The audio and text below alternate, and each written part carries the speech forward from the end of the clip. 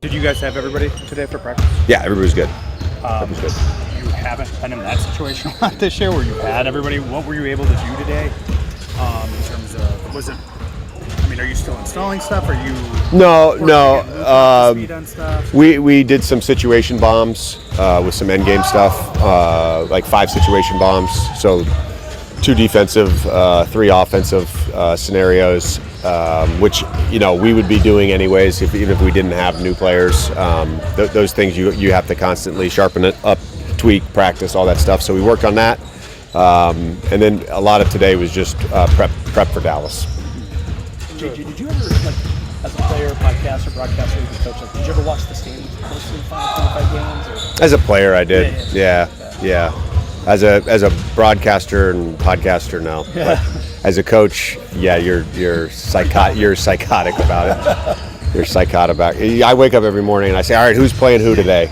I need to know. I think coaches, I remember being in Philly with like Jim O'Brien and Brett and all those guys, and as a player, you're obviously looking at the standings, but I don't know who else is playing tonight. I know we have a game, and that's all they would talk about all day long was, who was Cleveland playing tonight? Was there a chance Cleveland may lose because we're trying to get the 3 seed, I found myself caring yesterday yeah. more than I usually do. Yeah, coaches are like that. Yeah, coaches are like that. JJ, it's the first time you guys are going to be playing Max. Along those lines, past 18 games, you guys have best defense in the league, top 8 offense, top 3 net rating, best record. That's been with AD and Max, with just Max, without either of them, then with Luka. So you guys have kind of gone through different identity shifts within even that period. What's been the through line, you feel like, on both sides of the ball, that despite personnel and even kind of playing different styles, you guys have still been a top 3 team? I think just playing hard, competing,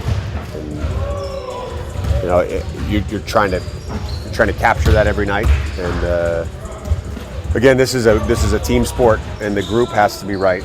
And I think more times than not, our group has just been right with our competitive spirit. And the game plan shifts, and what you're trying to do offensively or defensively may. After the one in Denver that caught some of what you said and captured your intensity for that game fairly well. It seemed like, or at least a sliver of it.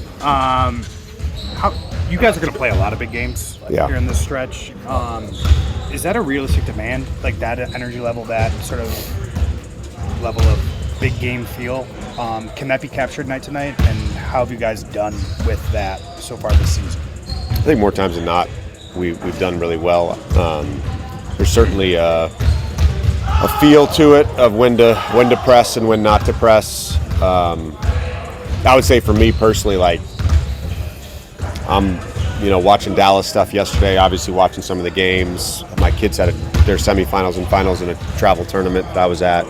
So I spent a lot of time watching basketball yesterday, and I couldn't wait to come to work today. And I can't wait for tomorrow, and I will be excited for Wednesday. That's just, for me personally, that's just how I know I'm doing the right thing right now. And this is what I thought it would be.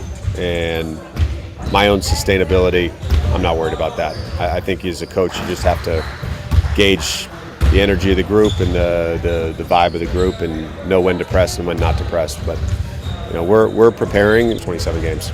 Coach, now that Luka's been here for a few weeks, is there something in particular about his basketball brilliance, his basketball IQ? Everyone speaks to you in terms of being a former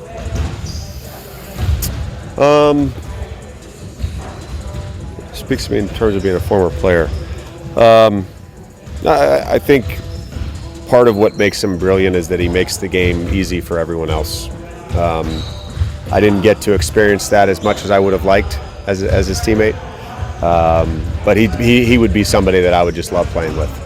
Coach, since the AD trade, the team's been top 3 different rating. Some a good job of denying points in the paint. How's the team been able to excel defensively, even after losing a guy like AD? Again, just team defense, and that was something that we had preached and talked about throughout the year, not just when we had AD. Our group is committed to it right now, and we have some good defenders. We have some really good defenders, but I think in the NBA, OKC has a bunch of really good on-ball guys. They still play a team defense. You have to play a team defense, and you have to. his growth with you guys this season, and then the way that he's seemed to grow more offensively? Yeah, again, Max, since the day I took the job, was someone that I was very high on, and really, him and Jalen were the first two guys that we got our hands on because we weren't with the summer league team all that much. So Bronny and DK were kind of with that group, and Max and Jalen were with us in summer league, and just feel very invested for the rest of my life in his career. And he's someone who, throughout our time together, was given more opportunity and became someone who starred in his role. He has, a lot of freedom in Dallas that, frankly, he didn't have here. At some point, he would have had it here, but really happy to see him succeeding. There were